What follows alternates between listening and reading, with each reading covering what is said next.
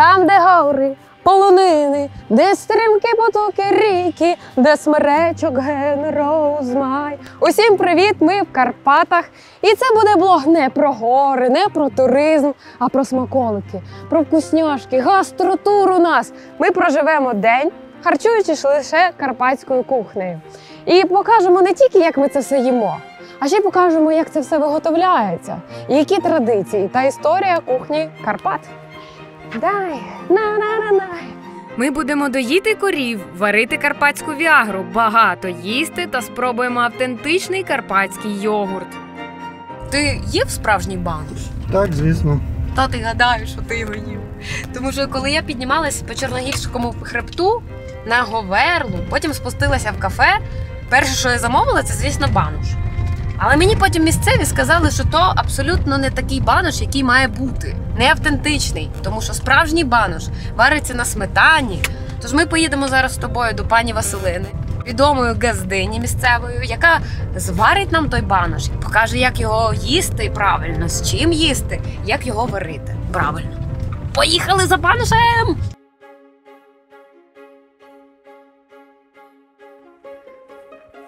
Добрий день. А пані Василина тут живе? А як пройти? Тут все зачинено просто. А як пройти? А, перелазити треба? Я зрозуміла. Отак і перелазимо. Тут сюди просто так, бачите, не дістанетесь. Тут треба все перелізти. Банош зготувати так, як по-давному, то тепер так його не готують. А як раніше було? Раніше його тільки на сметані готували.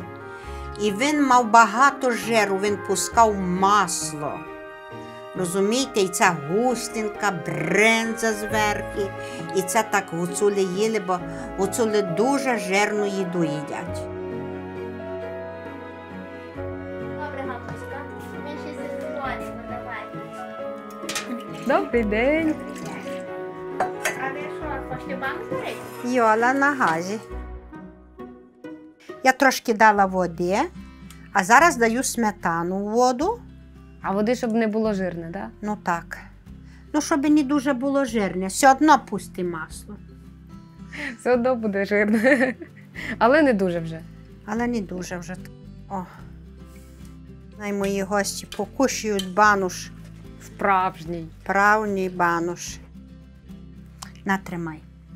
А зазвичай з чим він подається? З брензу. Або зі шкварками, правильно? Ні. Ні? Шкварками не йде. Так, але він не, банош не до шкварок. Не піде. Ні, Бо воно і з так все грибами жирне, да? подають. Шкварки ні до чого. От дивіться, я даю брензи зверху. А ви йдете на терасу їсти. Бо ви хочете покушати баношу. Я не переживаю, що, Боже, і Це не наберу вагу. дієтично. Не дієтично, зовсім не дієтично, але ж ми будемо скакати з тобою по горам. Так що мені дієти? Для оператора. Тримай, Макс.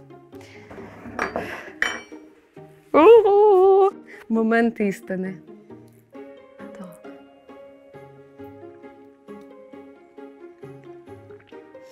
Боже, який він ніжний. Він такий ніжний, жирненький такий. Я навіть не знаю, як це описати. Традиційно банош їдять з бринзою, а щоб страва не була така жирна, потрібно запивати її карпатським йогуртом. Я переїла баноша. І тепер єдине, що мене може врятувати від переїдання, це карпатський йогурт. Тож, треба знайти когось, у кого воно є, правильно? То де ж знайти традиційний карпатський йогурт? На полонині. Ой, казали ж мені багато баношу не їсти. Ага, ну те і все добре. Люкс. Добре, Вань. Добре, давай, Васька. Так нам все-таки куди їхати? Вернутися, він там буде вас чекати з вівцями. Ага. Так вам же теж туди, ви кажете? Ні, мені туди ця вам? сторона, та я можу і туди з вами йти, але я йду зараз, ми йдемо з сусідом по коні. Доброго дня. Добрий день. Іди, сідай, Андрій, та ми ще людям покажемо дорогу, та виїдемо ще. Так ви прям Що, йдемо? з конем нам покажете дорогу? Загалом ми зараз їдемо до пана Василя, у якого, як кажуть, 16 овець. Він зараз їх випасає. І місцеві показують нам дорогу, бо ми вже кілька разів заблудилися тут насправді. Пане Василя, як бачите, ми вже нагору заїхали, але до пана Василя ще й їхати. Можу уявити, скільки йому пішки оце проходити, щоб загнати отару овець сюди.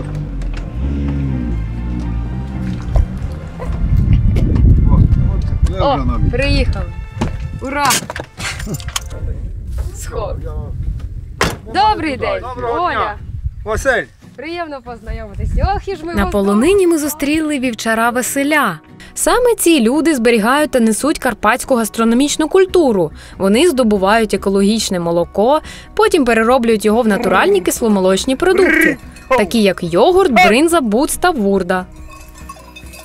Файні вівці, то такі делікатні, севі. На. А це ваша палка пастуха? Та, це собі мій бучок. Бучок? Це типу палка пастуха? Та. Як ви оце на полонину виходили? В скільки років перший раз вийшли на полонину? 3 клас кінчив. Лишив сумку у школі. З урока я пішов і все. Мама увечері, дитині нема. Мама до вчительки йшла до них. Поляки.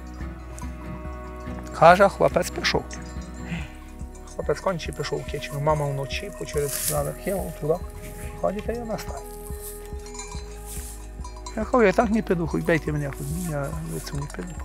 Поки я, то так я стежу. Краще там залишатися на стаї, Так, ніж бо я йти тоді- ото в школу вчитися. Так, я то не любив ні школу, ніяку, нічого. Я писати знаю. Математика у мене йшла до 5 класу. Я запив. До 5 класу на 5 йшла. І все. А цей чоловік, що йде, 40 років самі вивці. О, а в дитинстві багато заробляли на тому. Було собі на шоколадку та морозиво. Було, бо то був колгосп. Колгосп був. Радянщина. Мені не треба було ті гроші. А що треба було? Я просто то любив, мені не треба було ні копійки. Нині ж за 4 місяці на випасання овець пан Василь заробляє 40 тисяч гривень. З пастухами селяни можуть розплатитися грошима або ж віддати 50% продукції, яку пастухи потім продадуть самі. От скільки коштує одна вівця і що було вам за те, якщо одна там загубиться, наприклад? Було так, це не раз було. У мене є вже вівця, вовк З'їв та й все. з'їв, то на даний час платиться 2,5 тисячі. А було часто таке, що вовк міг з'їсти? Навіть дуже. Да? Так, було за сезон по 18, по 16. І ви то все платили самі? Ну, а хто? Вівчарі платили. Ого. Ну. Так тут, так, пішов у полонину, так як ці карти, або приграв, або виграв. Та є ще у нас 17 штук худа дорога. А хто є ще, крім овець? 17 корів. 17 корів? Ні, аби я вам не брехав, 5 корів дойки, а решта бики, телець. Нічого собі. Ну, та й А реально, як ви все встигаєте? Ну, Капець, це ви вдвох лише з жінкою цим займаєтесь? Капець, я в шоці. І от не було такого, що ви встаєте і думаєте, ай, най воно, хай йому греться все, ні? та є. Ну, та це ти на тим живеш. Та й в мене є хлопчик 3-річний.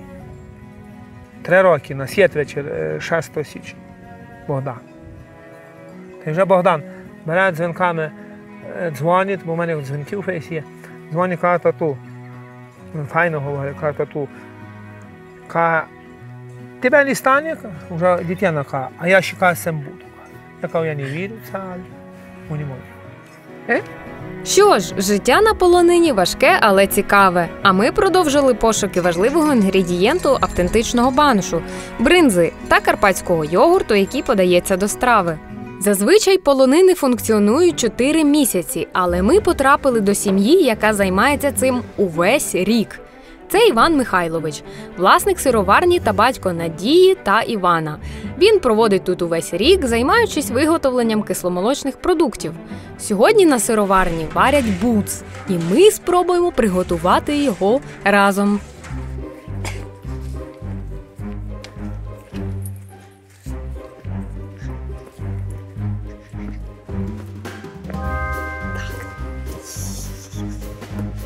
Тут 5 корів і одна недоїна. І зараз ми її будемо разом доїти. Зазвичай тут доїть доїльним апаратом, але ми будемо вручну. Мілка, пожалуйста, дай трошки молочко. Дай себе подоїть. Мілка така дивиться, ага, щас. Давай, Мілка. Та шашлики. Ну, взагалі, ну жодної цівочки. А як ви це робите? Ну, зажимаю, ну, ти.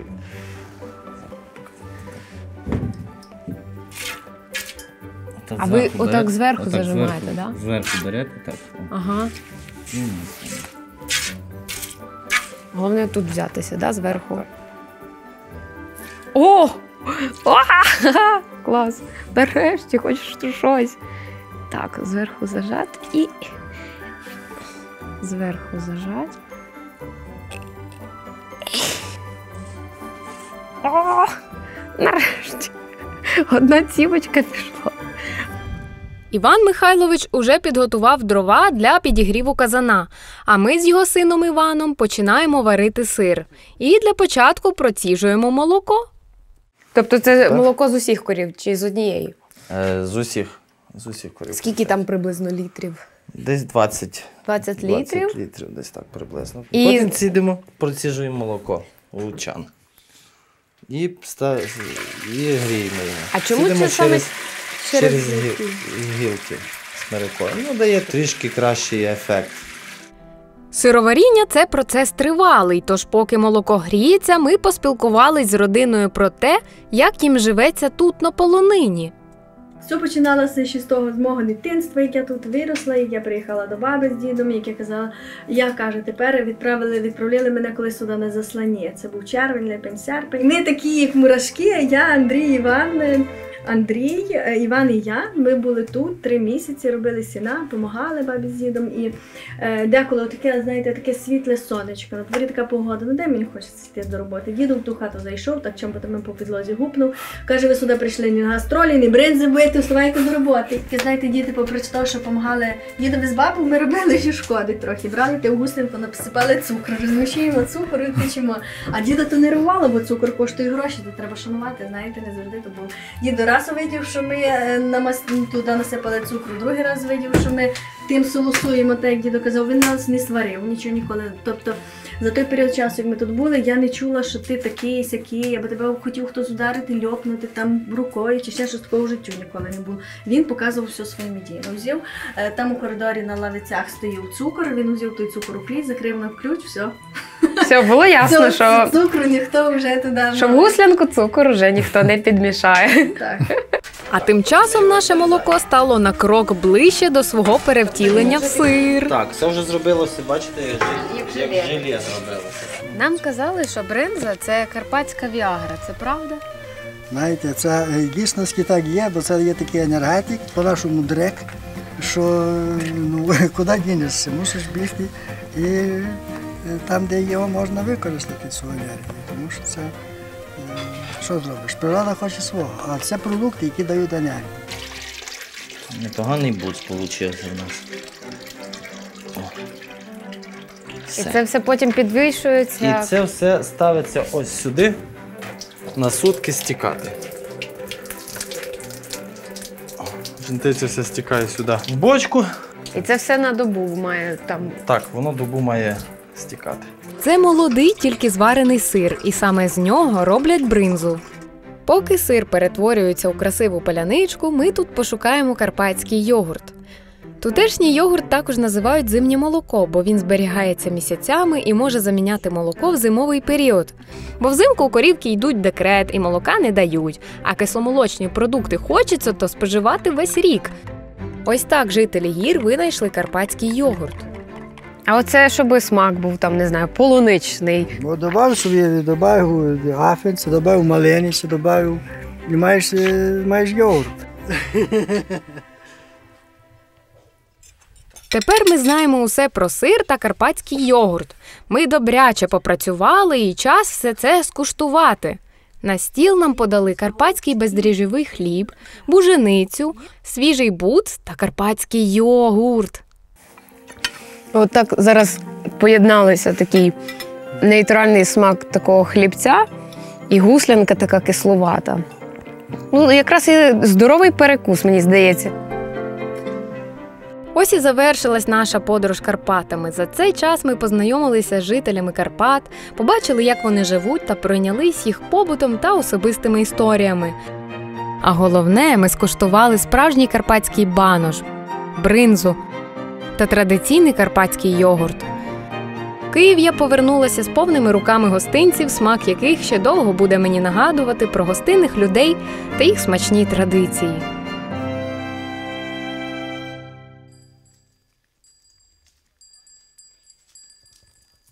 Корівка, спасибо тобі за бринзу, за бут, за традиційний карпатський йогурт. Ну куди ти тікаєш? Дай тебе хоч погладить.